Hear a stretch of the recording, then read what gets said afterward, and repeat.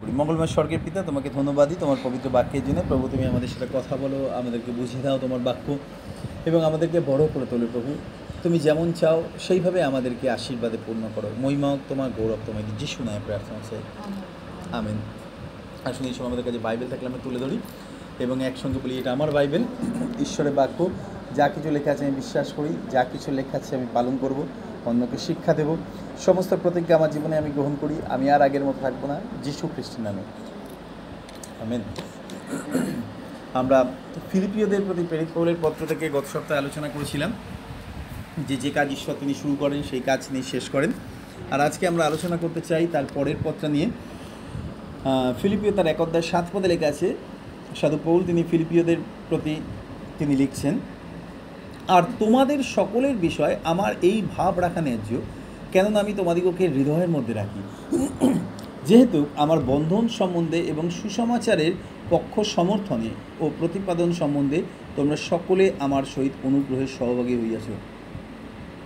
কারণ ঈশ্বর আমার সাক্ষী যে খ্রিস্ট যিশুর স্নেহে আমি তোমাদের সকলের জন্য কেমন আকাঙ্ক্ষী। আর আমি এই প্রার্থনা করিয়া থাকি, তোমাদের প্রেম যেন তত্ত্বজ্ঞানে ও সর্বপ্রকার সূক্ষ্ম চৈতন্যে উত্তর উপসিয়া পড়ে। আমি ঈশ্বরকে ধন্যবাদই। আজকে আমরা আলোচনা করতে চাই লাভ ফর দ্য চার্চ, মণ্ডলীর জন্য যে প্রেম। আর ঈশ্বরকে ধন্যবাদই, আমরা ভালোবাসতে শিখেছি প্রভুকে জানার পরে। বলবো না যে আমাদের মধ্যে কারোর ভালোবাসা ছিল না, কিন্তু আমি দেখেছি যে প্রভুকে জানার আগে আমাদের ভালোবাসাটা ছিল ব্যক্তিকেন্দ্রিক এবং স্বার্থকেন্দ্রিক। যাকে আমার ভালো লাগছে আমি তাকে ভালোবাসছি, যাকে আমার পছন্দ হচ্ছে না তার সাথে আমি সম্পর্ক দূরের করে ফেলছি। এমনকি এটা দেখেছি বাবা মার ক্ষেত্রেও, এমনকি এটা দেখেছি আত্মীয় স্বজনের ক্ষেত্রেও, এমনকি এটা দেখেছি ভাই বোনের ক্ষেত্রেও। যদি বা ঈশ্বর তিনি পৃথিবী সৃষ্টি করার পরে তিনি প্রেম দিয়েছিলেন এবং ঈশ্বর তিনি পৃথিবী সৃষ্টি করার পরে তার ভালোবাসাকে তিনি মানুষের জীবনে উপলব্ধি করতে দিয়েছিলেন। কিন্তু একটা অদ্ভুত বিষয়, জগৎ এমনই কঠিন যেখানে মানুষ আজকে যাকে গ্রহণ করছে কালকে আর তাকে গ্রহণ করতে পারছে না, আজকে যাকে মেনে নিচ্ছে কালকে আর তাকে মেনে নিতে পারছে না। কিন্তু যখন আমরা প্রভুকে জেনেছিলাম সেদিন আমরা উপলব্ধি করতে পেরেছিলাম, জানি না কেমনভাবে, কিন্তু অদ্ভুতভাবে ঈশ্বর তিনি সকলের চোখের অলক্ষ্যে আমাদের হৃদয় থেকে তিক্ততা, আমাদের হৃদয় থেকে দুঃখ, আমাদের হৃদয় থেকে যন্ত্রণা বা যেগুলো আমরা হারিয়েছি সেগুলো সব সরিয়ে দিয়ে তিনি নতুন করে আমাদের হৃদয়কে গঠন করেছেন। মাদার টেরেসা খুব সুন্দর একটা কথা তিনি বলেছিলেন এবং এটা আমরা গান হিসাবে করি, আমাদের হৃদয় প্রেম দিয়ে তুমি গড়ো ও হে প্রেমের কবি, যেথায় রয়েছে দুঃখ আনিব সেথায় আনন্দ, যেথায় রয়েছে হতাশা আনিব সেথায় আশা, যেথায় রয়েছে ব্যর্থতা আনিব সেথায় সফলতা। কি দয়ানা তার, ঈশ্বরকে ধন্যবাদী। আজকে আমরা দেখতে চাই সাধু পৌল তিনি মণ্ডলীর প্রতি ভালোবাসার বিষয় বলেছেন, যেখানে তিনি বলছেন, আর খ্রিস্ট যিশুর প্রেমে আমি তোমাদেরকে স্নেহ করি, আমি তোমাদেরকে ভালোবাসি। আজকে আমরা বাইবেলে কয়েকটা জায়গা থেকে দেখতে চাই যে ঈশ্বরের রাজ্যের প্রতি আমাদের যে ভালোবাসা প্রয়োজন আছে না, কত অদ্ভুত। বাইবেল লেখা আছে, তিনি বলছেন তুমি তোমার শত্রুকেও প্রেম করো। এবং এটা এত একটা অদ্ভুত কথা, কারণ কখনো আমরা এই বিষয়টা শোনা তো দূরে থাক, কখনো মনেও আসেনি যে শত্রুকে ভালোবাসতে হবে। সারা জীবন শুধু শুনেছি শত্রুর সাথে আমাদের সম্পর্ক দূরে রাখতে হবে, তাদেরকে বিশ্বাস করা যাবে না। কিন্তু বাইবেলে লেখা আছে তুমি তোমার শত্রুকেও প্রেম করো এবং যে তোমাকে তাড়না করে তার জন্য প্রার্থনা করো। আরেক জায়গায় লেখা আছে যে তুমি তাকে অভিশাপ দিও না কিন্তু তাকে আশীর্বাদ করো। দেখি আজকে বাইবেলে কয়েকটা জায়গা থেকে। ইফিসীয় তার 1 অধ্যায়ের 15 পদে ঈশ্বরের বাক্যে লেখা আছে, এই কারণ প্রভু যিশুতে বিশ্বাস এবং সমস্ত পবিত্র লোকের প্রতি যে প্রেম তোমাদের মধ্যে আছে। সমস্ত মণ্ডলীর মানুষদের প্রতি আমাদের প্রেম থাকা আবশ্যক। কেন? কারণ আমি একটা বিষয় উপলব্ধি করেছিলাম যে প্রভু তুমি যাকে ভালোবাসো তাকে আমারও ভালোবাসার প্রয়োজন। আসলে কি, পৃথিবীর নিয়মটা হচ্ছে আমরা মানুষকে ভালোবাসি তাদের গুণ দেখি।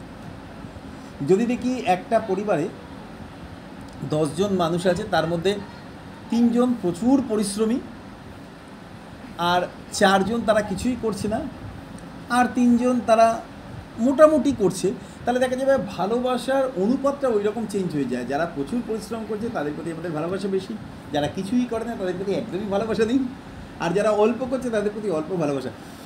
বাইবেল লেখা আছে পবিত্র লোকের প্রতি যে প্রেম, সমস্ত পবিত্র লোকের প্রতি যে প্রেম। আমি খুব সুন্দর একটা বিষয় উপলব্ধি করতে পেরেছি। দেখবেন একটা গাছে, উদাহরণ দিই আম গাছ, কারণ এখন আম চারিদিকে হয়ে রয়েছে না, এবং এক একটা গাছ দেখতে এত সুন্দর লাগে, আমার খাওয়ার থেকে আমার ওটা দিকে তাকিয়ে থাকতে বেশি ভালো লাগে। যখন আমি যাই গ্রামের দিকে বা যেখানে বেশিরভাগ বাগানগুলো আছে সেখানে যখন আমি যাই, আর এত অপূর্ব লাগে দেখতে, বড় বড় আম ঝুলে রয়েছে, আর কোনোটা ওপরটা লাল নিচটা হলুদ, আর অপূর্ব দেখতে লাগে। আমি শুধু দূর থেকে তাকিয়ে দেখি আর ভাবি কী সুন্দর দেখতে। আপনি চিন্তা করুন গাছের একটা স্বভাব। আচ্ছা বলুন তো, ওই আম গাছে, একটা আম গাছে বা একটা ফল গাছে সব ফলই কি একই রকমভাবে বৃদ্ধি পায়? না, কিছু ফল আছে পোকা লেগে যায়, কিছু ফল আছে পাখি খেয়ে অর্ধেক ঝুলিয়ে রাখে, কিছু ফল আছে প্রথম থেকেই নষ্ট হয়, আবার কিছু ফল আছে যেটা পুষ্ট ফল, যেটাকে মূল্য দেওয়া যায়। চিন্তা করে দেখুন, গাছের একটা অদ্ভুত স্বভাব, গাছ কিন্তু প্রত্যেকটা ফলকেই তার নিজের শক্তিতে ঠিক ধরে রেখেছে। যেটা নষ্ট হয়ে রয়েছে সেটাও কিন্তু ঝুলে আছে, গাছ ফেলে দেয় নিজে, তোমাকে লাগবে না। কেন এই উদাহরণটা দিচ্ছি, যদি আমরা খ্রিস্টের দিকে তাকাই, বাইবেলে এক জায়গায় তাকে উল্লেখ করা হয়েছে দ্রাক্ষালতার সাথে। আমাদেরকে পরিপক্ক হওয়ার জন্যে, আমাদেরকে ফলবন্ত করার জন্যে তিনি এত বছর ধরে বহন করছেন, এত বছর ধরে তিনি আমাদেরকে আগলে রেখেছেন।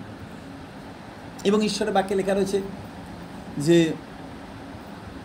যখন একজন বললেন যে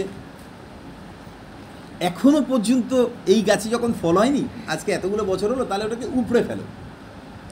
যে মালি, সে বলল দয়া করে আর একটা বছর আমাকে সুযোগ দিন, আমি এটা খুঁড়ব, খুঁড়ে গোড়ায় আমি সার দেব, একটা বছর যত্ন নিই, তারপরে যদি ফল না হয় তারপরে আপনি ফেলে দেবেন।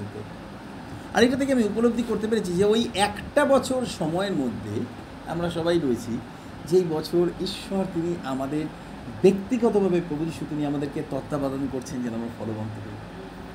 এবং ঈশ্বরকে ধন্যবাদ দিই। আমরা জানেন তো অনেক সময় না নিজেদের জীবনের দিকে তাকিয়েও আমরা উত্তমটা দেখতে পাই না, কারণ সারা জীবন আমরা দুর্বল বিষয়গুলোর দিকে এমফাসাইজ করি বেশি, অন্যের প্রতি, নিজের প্রতি, মণ্ডলীর প্রতি। আর আমি ঈশ্বরকে ধন্যবাদ দিই, একটা বিষয় আমি উপলব্ধি করতে পেরেছিলাম, প্রভু তিনি অনেক বছর আমাকে তিনি শিখিয়েছিলেন এই বিষয়টা। মনে রেখো, তুমি যাকে গ্রহণ করতে পারছো না তার মানে এই না যে আমিও তাকে গ্রহণ করতে পারছি না। আবার বলি, আমি যাকে মেনে নিতে পারছি না তার মানে এই না যে প্রভু যিশুও তাকে অগ্রাহ্য করছেন। তার ভালোবাসাটা সবার প্রতি সমান। ওই একটা গাছে যদি 100টা ফল থাকে, তার মধ্যে দেখা যাচ্ছে 2টো ফল অপরিপক্ক, তবুও গাছটা তার ওই একই শক্তিতে প্রত্যেকটা ফলকে ঝুলিয়ে রেখেছে। প্রভু তিনি আমাদেরকে তার ভালোবাসায় প্রত্যেককে তিনি ধরে রেখেছেন, এবং তিনি আমাদেরকে উপলব্ধি করতে দিতে চান যেন আমরা বুঝতে পারি আমরা প্রত্যেকে মূল্যবান। যদি আমরা নিজেদেরকে মূল্য না দিই তাহলে আমরা অন্যদেরকে মূল্য দিতে পারবো না। দেখবেন আমরা অনেক সময় আমাদের নিজেদের ভালো গুণগুলোকেও আমরা প্রকাশ করতে চাই না, ভালো গুণগুলোকেও আমরা গ্রহণ করতে চাই না। ঈশ্বরের বাক্যে লেখেছে না তালন্তের বিষয়। কেন বলছি আজকে, বাইবেলে লেখেছে তোমাদের প্রত্যেকটা বিশ্বাসীর প্রতি তোমাদের যে প্রেম, আর আমাদের প্রয়োজন আছে প্রত্যেকটা মানুষের ভালো বিষয়গুলো দেখা। আমার খুব সুন্দর একটা কথা একবার আমি দেখেছিলাম, কোনো একটা বাস স্ট্যান্ডে লেখা ছিল, আর সেখানে একটা জায়গায় লেখা ছিল, তুমি যদি সারা জীবন অন্য মানুষের ভুলটাই খুঁজে বেড়াও তাহলে তাকে আর ভালোবাসার সময় পাবে না। কথাটা এত মূল্যবান। আমি যাচ্ছিলাম রাস্তা দিয়ে, আর যেতে যেতে যখন আমি তাকিয়ে দেখি না, আমি দাঁড়িয়ে পড়লাম। দাঁড়িয়ে পড়ে আমি 3-4 বার পড়েছি, আর এইটা এরকম লেখা ছিল, তুমি যদি সারা জীবন অন্য মানুষের ভুলই খুঁজে বেড়াও তাহলে তাকে আর কোনোদিন ভালোবাসার সুযোগ পাবে না। আর এটা কি বাস্তব! বিশ্বাস করুন, আজ থেকে প্রায় বোধহয় 8 বছর আগে আমি বাক্যটা পড়েছিলাম, লেখাটা পড়েছিলাম। আজও আমি চিন্তা করি আর সেই কারণে জানতো প্রভু তিনি কখনো আমাদের ভুলটা খোঁজেন না, সেই জন্যই তিনি ভালোবাসতে পারেন। মণ্ডলীর সকলের প্রতি আমাদের ভালোবাসার প্রয়োজন আছে। প্রার্থনা করি যে প্রভু তুমি দয়া করো, আমার মধ্যে যে উত্তমটা আছে সেটা তুমি দেখতে দাও। দেখবেন ঈশ্বরের বাক্যে লেখা আছে তার চক্ষু এত নির্মল যে তিনি মন্দতা দেখতে পারেন না। কিন্তু যদি আপনি ইংলিশে দেখেন তাহলে দেখবেন তার চোখ নির্মল কথার অর্থ হচ্ছে তিনি এত সুনয়ন। সুনয়ন কথার অর্থ হচ্ছে যে সব কিছু ভালো দেখে।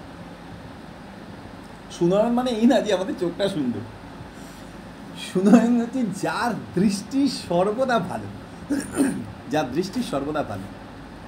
আর আমি ঈশ্বরকে ধন্যবাদ দিই, এখানে লেখা আছে খ্রিস্ট যিশুর প্রেমে, যিশুতে যে বিশ্বাস এবং সমস্ত পবিত্র লোকের প্রতি যে প্রেম তোমাদের মধ্যে আছে। আমাদেরও প্রয়োজন আছে না মণ্ডলীতে সমস্ত মানুষকে ভালোবাসা, সমস্ত মানুষকে গ্রহণ করা, সমস্ত মানুষকে একই সাথে আমাদের হৃদয়ে রাখা, যেন আমরা তাদের জন্য প্রার্থনা করি, যেন আমরা তাদেরকে গেঁথে তুলি। কারণ আমি একটা বিষয় উপলব্ধি করেছি, এই পৃথিবীতে কোনো মানুষ তারা সুস্থ না।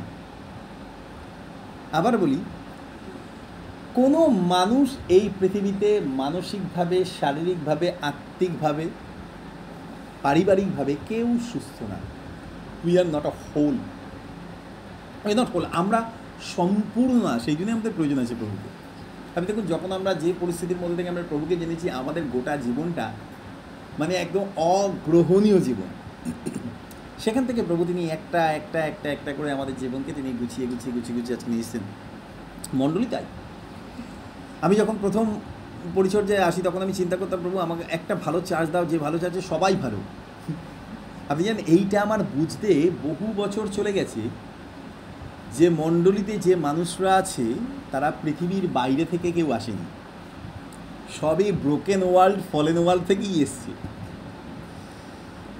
এই মণ্ডলীতে যারা এসছে তারা আমারই মতো, কেউ কেউ আছে আমার থেকেও খারাপ অবস্থা থেকে এসছে। আমি কি করে তাদেরকে একবারে সম্পূর্ণ ভালো দেখতে পারি? অসম্ভব।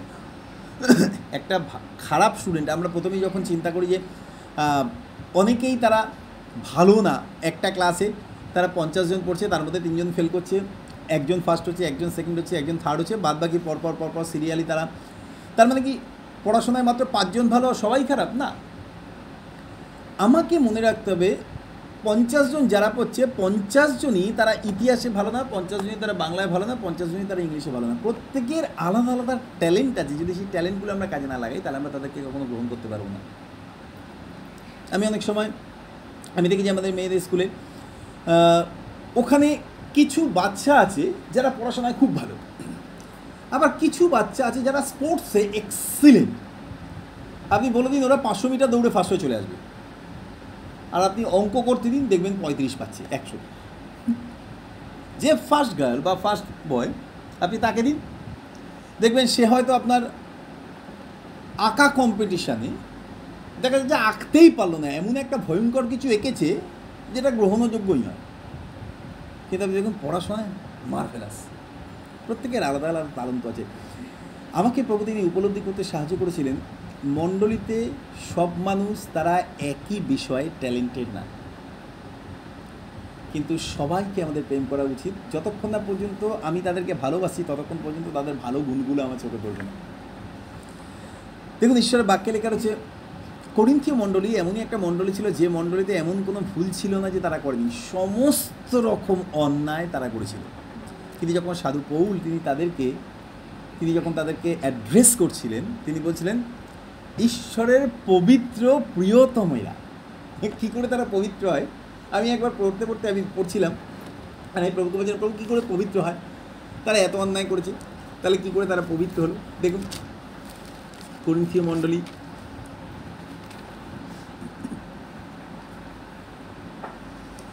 1 অধ্যায় তার 2 পদে পড়ছি। প্রথম করিন্থীয় তার 1 অধ্যায় 2 পদে, করিন্থে স্থিত ঈশ্বরের মণ্ডলীর সমীপে খ্রিস্ট যিশুতে পবিত্রীকৃত ও আহুত পবিত্রগণের সমীপে। পবিত্র বলছে প্রথমেই। আমরা কোনো মানুষকে বিচার করতে গেলে প্রথমেই তাকে খারাপ দিয়ে শুরু করি আর খারাপে শেষ করে ফেলি। যদি দেখেছি কেউ অন্যায় করছে তাদেরকে খারাপ দিয়ে শুরু করে খারাপে শেষ করি। সাধু পৌলকে ঈশ্বর তিনি এত অনুগ্রহ দিয়েছিলেন, তিনি তার নিজের জীবনটার দিকে তাকিয়ে দেখেছিলেন যে প্রভু এই পৃথিবীতে যদি খারাপ যত মানুষ আছে তার মধ্যে আমি প্রথম সারির প্রথম জন। তার জন্য তিনি বলেছিলেন যে প্রভু তুমি যদি আমাকে ভালোবাসো তার মানে তোমার সুনয়ন আছে, তুমি আমার প্রতি দৃষ্টি করেছো যে আমার ভালোবাসার প্রয়োজন আছে, আর তাই জন্য তুমি আমাকে ভালোবাসো, তাই আমারও প্রয়োজন তোমার মতো করে প্রেম করা। তাই জন্য সাধু পৌল তিনি করিন্থীয় মণ্ডলীর মানুষগুলোকে বলেছিলেন যে তোমরা পবিত্র। কেন? কারণ দেখুন অদ্ভুত একটা বিষয় বলি, ঈশ্বরের মণ্ডলী কখনো ঈশ্বর তিনি আমাদের দৃষ্টি দিয়ে বিচার করার জন্য মণ্ডলীকে তৈরি করেননি। ঈশ্বরের মণ্ডলীকে ঈশ্বরের দৃষ্টি দিয়ে বিচার করার প্রয়োজন আছে।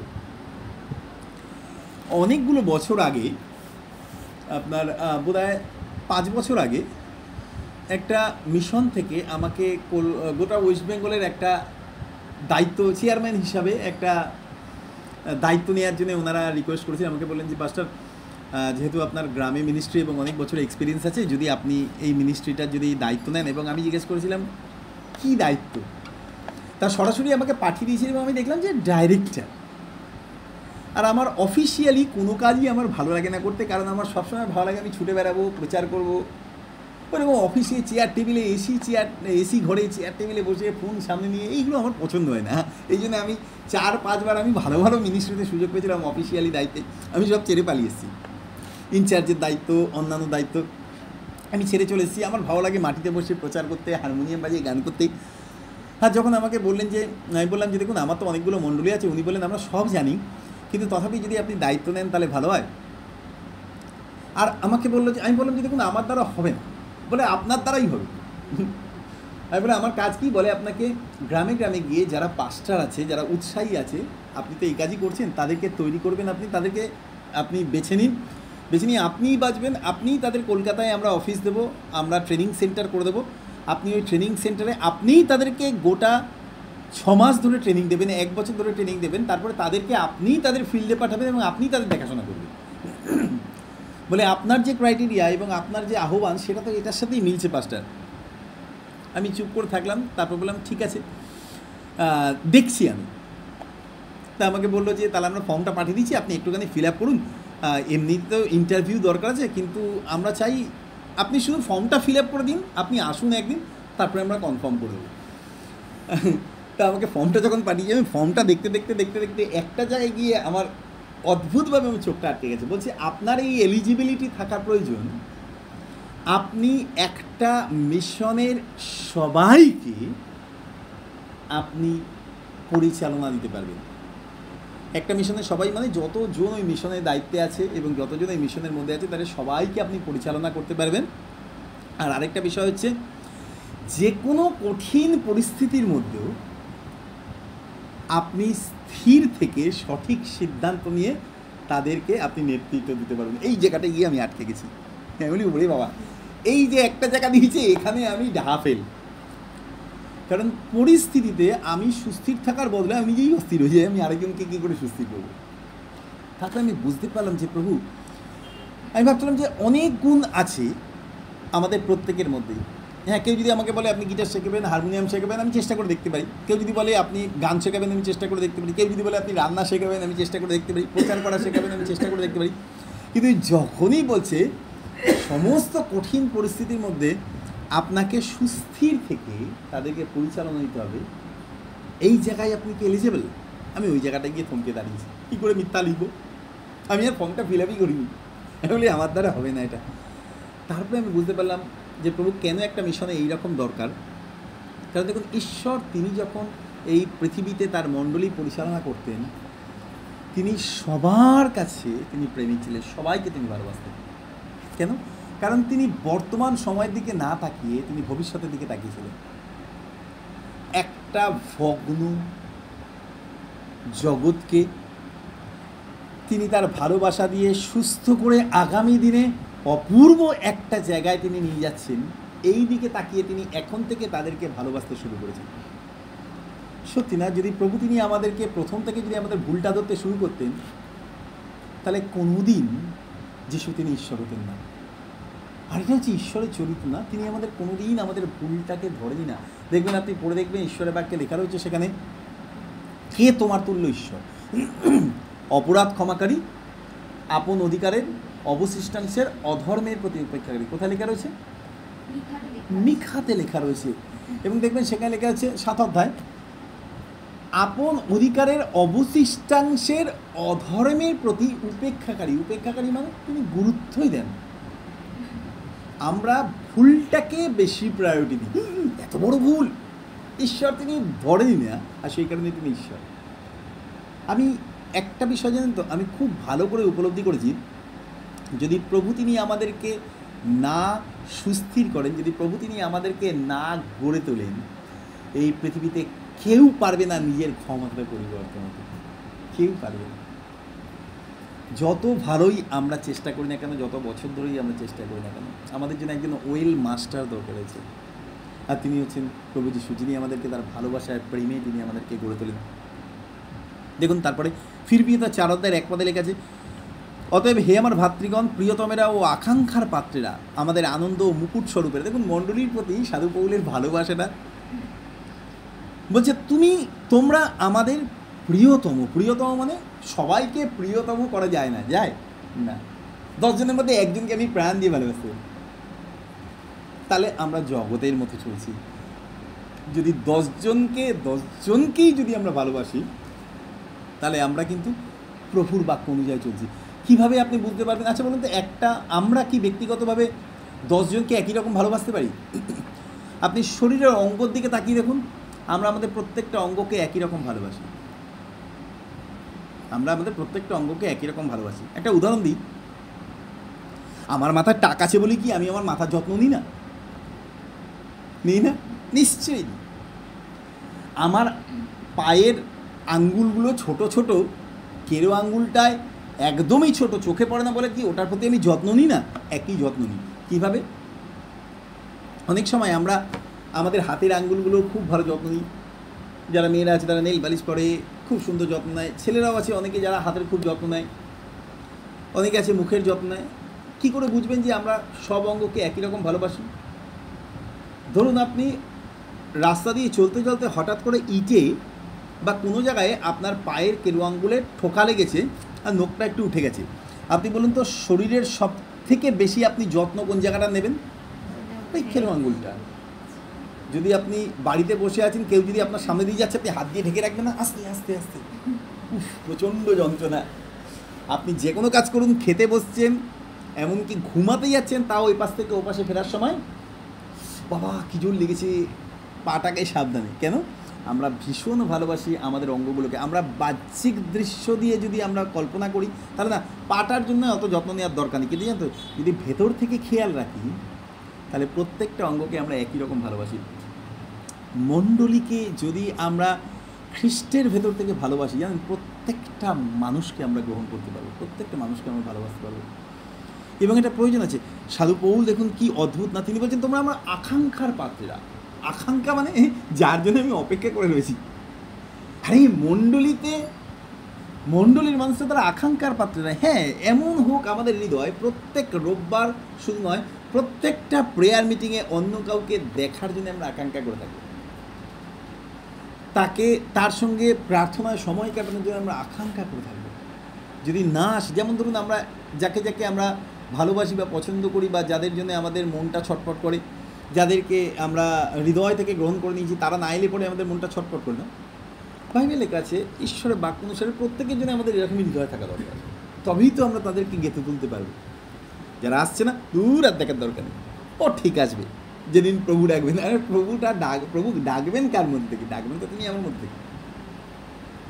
এখন যদি স্কুলে যদি টিচার পড়াতে গিয়ে বলে ও যেদিন পড়া বুঝবে সেদিন নিজেই করবে, আরে যদি পড়া বুঝে তাহলে স্কুলে টিচার রাখার দরকার কী আছে? বুঝতে পারছে না বলে তো টিচার রাখা হয়েছে। যদি আমরা প্রত্যেকের ক্ষেত্রে এরকম চিন্তা করি, দেখুন লেখা আছে, আমার ভাতৃগণ, তোমরা আমার প্রিয়তম। তোমরা প্লুরাল লেখা রয়েছে, সিঙ্গুলার না। ও আকাঙ্ক্ষার পাত্রেরা, যাদের জন্যে আমি হৃদয় দিয়ে অপেক্ষা করছি, তাদেরকে দেখার জন্যে, তাদের ভালো খবর শোনার জন্যে। আমার আনন্দ মুকুট স্বরূপেরা। কী সুন্দর না? বলছে আমি তোমাদেরকে দেখলে আনন্দ পাই, তোমাদের খবরে আমি আনন্দ পাই, তোমাদের বিষয় জানলে পরে আমার হৃদয় আনন্দ আসে। ও মুকুট স্বরূপেরা মানে তোমরা হচ্ছে আমার সম্মান। কী করে মণ্ডলীকে ভালোবাসা যায়? শুধুমাত্র একদিন বাড়িতে ধন্যবাদের সভা দিয়ে চপমুড়ি খাই দিলাম আর তারপরে মাটন বিরিয়ানি খাই দিলাম, এটা ভালোবাসা না। কিন্তু ভালোবাসা হচ্ছে যাদের বিষয়ে আমি নীরবে চিন্তা করছি, যে তাদেরকে আমি দেখলে পরে খুশি হব, তাদের বৃদ্ধি সম্পর্কে আমি জানলে আমি খুশি হব, তারা যখন প্রভুতে বৃদ্ধি পাবে, এটা আমার সম্মান। এবং তারপরে লেখা আছে, প্রিয়তমেরা তোমরা এই প্রকারে প্রভুতে স্থির থাকো। আরেকটা পদ পড়ি, তারপরে প্রার্থনা করব। কলসীয় তার 1:4 লেখা আছে, কেননা খ্রিস্ট যিশুতে যে বিশ্বাস এবং সমস্ত পবিত্র লোকের প্রতি যে প্রেম তোমাদের আছে। বলছে আমি এটাতেই খুশি যে সমস্ত পবিত্র লোকের প্রতি প্রেম তোমাদের আছে। আচ্ছা বলুন তো, পবিত্র কারা? যতজন মণ্ডলীর মানুষরা তারা প্রভুকে জেনেছে, যারা সব মন্দ ত্যাগ করে পরিবর্তন হয়ে গেছে, তারা পবিত্র। তো ওটা আধ্যাত্মিক বিষয় দিয়ে চিন্তা করা। কিন্তু বাইবেলে লেখা আছে যে আমরা প্রভু তিনি আমাদেরকে গ্রহণ করেছেন এবং তিনি আলটিমেটলি আমাদেরকে শেষ জায়গায় তিনি দেখতে চাইছেন, আমরা তার মনের মতো হয়ে প্রবেশ করবো, এবং সেই কাজ তিনি করছেন। ধরুন একটা হসপিটালে 50টা পেশেন্ট আছে, তার মধ্যে 4টে পেশেন্ট তারা খুব ভালো আছে, বসে আছে, তাদের আর অক্সিজেন নিতে হচ্ছে না, তাদের ওষুধের মাত্রা কমে গেছে। আর 10 জন আছে যারা এখন একটু খারাপ অসুবিধার মধ্যে আছে, তাদের একটু কেয়ার করতে হচ্ছে। আর তারপরে দেখা যাচ্ছে আরও 20 জন তারা আরেকটু দুর্বলতার মধ্যে রয়েছে, এবং দেখা যাচ্ছে আরও 15 জন আছে যারা ক্রিটিক্যাল কেয়ার ইউনিটে রয়েছে, সিসিইউতে রয়েছে, বা আইসিইউতে ইন্টেন্সিভ কেয়ার ইউনিটে রয়েছে, যেখানে ভেন্টিলেশন দিয়ে তাদেরকে কৃত্রিমভাবে লাইফ সাপোর্ট দেওয়া হচ্ছে। আচ্ছা বলুন তো, সব থেকে বেশি যত্ন কাদেরকে নেওয়া হচ্ছে? যারা আইসিইউতে আছে। কেন? কারণ এমন ক্রিটিক্যাল, যারা ভালো আছে, অক্সিজেন নল খুলে বসে রয়েছে, তাদেরকে গিয়ে ডাক্তারবাবু জিজ্ঞেস করে, কী কেমন আছেন, বাড়ি যেতে ইচ্ছা করছে? কারণ আমি হসপিটালে অনেকগুলো বছর অনেকের জন্য কাটিয়েছি, আমি জানি ডাক্তাররা কীরকম টার্মে কথা বলে। যারা ভালো আছে, কি বাড়ি চলে যেতে ইচ্ছা করছে? ঠিক আছে, আর 2 দিন দেখি, এই রিপোর্ট করতে দিয়েছি, রিপোর্টটা দেখলে পরে আপনাকে ছেড়ে দেবো, মনটা খুব খুশি খুশি লাগছে বাড়ি যাবেন বলে। আপনি বলুন তো, এই কথাটা যারা আইসিইউতে রয়েছে লাইফ সাপোর্টে, তাদেরকে জিজ্ঞাসা করবেন কি কেমন আছেন? তাদের দিকে তাকাবেই না, শুধু মনিটরিংয়ে দেখছে। না, কবে ছাড়া যাবে বলা যাচ্ছে না। আমরা চিন্তা করব কবে ছাড়া যাবে। ডাক্তার যারা ভালো আছে, সুস্থ হয়ে বিছানায় বসে রয়েছে, তাদের সারাদিনে একবার দেখতে আসছে। আর যারা আইসিইউতে রয়েছে, যদি কোনো রকমভাবে কিছু ক্লু দেখা যাচ্ছে, সঙ্গে সঙ্গে নার্স যাচ্ছে, স্যার আমি দেখেছি জানেন, সঙ্গে সঙ্গে উনি যা কিছু করছিলেন, পেশেন্ট দেখছিলেন, দৌড়ে চলে এসছে, সামনে দাঁড়িয়ে আছে, সঙ্গে সঙ্গে মেডিসিন চেঞ্জ করছে, সঙ্গে সঙ্গে সমস্ত ডিটেলসগুলো দেখছে। আমি ঈশ্বরকে ধন্যবাদ দিই, কি অদ্ভুত। দেখুন, ইন্টেন্সিভ কেয়ারে যারা আছে, আইসিইউতে যারা আছে, তাদেরকে সম্পূর্ণ সময় কেয়ার দেওয়া হয়, এবং বেশি কেয়ার দেয়, এমনকি দরকার পড়লে দিন রাত 24 ঘন্টা কেয়ার করা হয়, বেশি কেয়ার করা হয়। কেন? যাতে তারা রিকভার করতে পারে। আপনি দেখবেন মণ্ডলীতে এরকম অনেক মানুষ আছে যারা আধ্যাত্মিকভাবে বিচার করলে পরে তারা আইসিইউর মতো পরিস্থিতির মধ্যে রয়েছে, আর তাদেরকে আমাদের সেই রকমই কেয়ার করতে হবে, যতদিন না পর্যন্ত তারা রিকভার করছে, সাধারণ জায়গায় এসে পৌঁছাচ্ছে। আর এটাই হচ্ছে চার্জ। আমি ঈশ্বরকে ধন্যবাদ দিই। সাধু পৌল তিনি কত সুন্দর না, তিনি বলেন, আমার আনন্দ মুকুট স্বরূপেরা, সমস্ত পবিত্র লোকের প্রতি যে প্রেম তোমাদের আছে, একমাত্র প্রেমই মানুষকে সুস্থ করতে পারে। খ্রিস্টের প্রেম মানুষকে সুস্থ করবে। আমি জানতে একটা কথা আমি কোনো সময় মানতে পারি না। পুরাতন নিয়মে লেখা ছিল যে তুমি সন্তানকে দণ্ড দ্বারা প্রহার করো। আপনি জানেন নতুন নিয়মে মারধরের কথা কোথাও লেখা নেই, দেখাতেই পারবেন না আপনি কোনো জায়গায় দেখাতে পারবেন। লেখা আছে প্রেমে। সাধু পৌল তিনি বলছে, তুমি তো প্রেমেই আমার প্রাণকে বিনাশ কূপ হইতে উদ্ধার করে যাচ্ছ। না, রাজা রাও তিনি বলেছেন নতুন নিয়মে প্রেমের কথা লেখা আছে, তোমরা ভালোবেসে একে অপরকে গেঁথে তোলো। শাসন করে আমি উপলব্ধি করতে পারি, জানো তো, আমি যখন খারাপ ছিলাম তখন প্রভু যীশু তার শাসনটা ছিল প্রেমের শাসন। আমি বাইবেলের বিষয়ে আমি এই বিষয়ে বলছি না যে ঈশ্বরের বাক্য ভুল, কিন্তু হ্যাঁ, আপনি যাকে শাসন করেন আপনি তাকে নো ডাউট ভালোবাসেন। আমার মনে আছে একবার একজন পাস্টর একটা খুব সুন্দর কথা তিনি বলেছিলেন, তিনি বলেন যাকে আপনি আপনার প্রাণ দিয়ে ভালোবাসেন না তাকে আপনি কখনো আপনার শাসন করতে যাবেন না। আপনি তাকেই শাসন করুন যাকে আপনি আপনার প্রাণ থেকে ভালোবাসেন, তাহলে সেই শাসনটা তার জীবনে কনস্ট্রাকটিভ হবে, তাকে গেঁথে তোলার জন্য হবে। আমি উপলব্ধি করতে পেরেছি। এবং দেখুন, এটা সত্য না, যদি আপনি কাউকে ভালোবেসেছেন, আমি উপলব্ধি করেছি এবং দেখেছি সে খুব সহজেই আপনার কথা শুনবে, খুব সহজেই আপনার কথা শুনবে।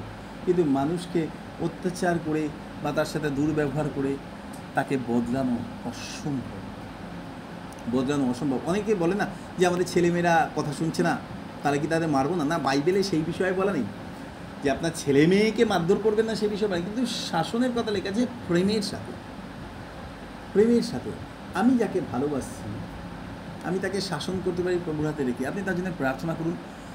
মনে রাখবেন একটা বিষয়, আপনি 50 বার বলেও যাকে পরিবর্তন করতে পারবেন না, প্রভু তাকে একবার বললে সে ভেতর থেকে সারা জীবনের জন্য বদলে দেবে। অনেক সময় মানুষের বাইরেটা আমরা পরিবর্তন করতে চাই জোর করে, কিন্তু মানুষ বাইরে বদলায় পরে, আগে বদলায় ভেতরে। আর ভেতরটা বদলানোর ক্ষমতা একমাত্র পবিত্র আত্মার আছে। যদি আমরা তাড়াতাড়ি ছেড়ে দিই, প্রভু তুমি দয়া করো, তুমি যদি আমাকে ভালোবেসেছো তাহলে প্রভু তুমি তাকেও ভালোবাসো, তার জীবনের জন্য তুমি দয়া করো। আমরা তার শাসনটা করতে পারি হাঁটুর ওপর বসে, এবং জানি যে ঈশ্বরের প্রেমে তাদেরকে আমরা গড়ে তুলতে পারি। এবং বাইবেলে লেখা আছে সাধু পৌল তিনি এইভাবে মণ্ডলীর প্রতি ভালোবাসার কথা তিনি বলেছিলেন, যারা দুর্বল তাদেরকে বহন করার কথা। প্রভু তিনি আমাদেরকে অনুগ্রহ দিন, তিনি আমাদেরকে দয়া করুন। আমাদের প্রার্থনা প্রভু মণ্ডলীর সমস্ত মানুষ যেন প্রভু তোমার প্রতি ভালোবাসায় বৃদ্ধি পায় এবং তোমাতে যেন তারা এগিয়ে আসতে পারে। যতজন দুর্বল আছে তাদের জন্য প্রার্থনা করুন। আসুন আমরা একসঙ্গে হৃদয় থেকে প্রার্থনা করি। প্রভু, যারা তোমার থেকে দূরে আছে প্রভু, তারা এখন এমনই একটা পর্যায়ে মণ্ডলীতে আছে যারা আইসিইউতে রয়েছে, ইন্টেন্সিভ কেয়ার ইউনিটে রয়েছে। প্রভু তাদের জন্য প্রচুর যত্ন নেওয়া আমাদের প্রয়োজন, যতক্ষণ না পর্যন্ত তারা প্রভু সম্পূর্ণ আধ্যাত্মিকভাবে সুস্থ হয় এবং তোমার রাজ্যে ফিরে আসে। প্রভু তিনি আমাদেরকে অনুগ্রহ দিন। আসলে প্রার্থনা করি। মঙ্গলময় স্বর্গের পিতা, তোমাকে ধন্যবাদই তোমার করুণার জন্য। আজকে সুন্দর সকালে আরেকবার আমরা তোমার দিকে তাকাই, তোমার ভালোবাসাতে আমাদের নিজেদেরকে এবং আমাদের মণ্ডলীর সবাইকে রাখি। প্রার্থনা করি সকলকে তুমি ভালোবাসতে সাহায্য করো, গ্রহণ করতে সাহায্য করো, সকলকে প্রভু তুমি মেনে নিতে সাহায্য করো, সকলকে তোমার পথে উৎসাহিত করতে সাহায্য করো, তোমার প্রেমে তোমার পূর্ণতায় এগিয়ে চলতে সাহায্য করো। ধন্যবাদ তোমার নাম, আমাদেরকে পরিচয় দাও, এগিয়ে চলো, প্রত্যেকের জীবনের মধ্যে তুমি গৌরবান্বিত হও। যিশু নামে প্রার্থনা চাই, আমেন।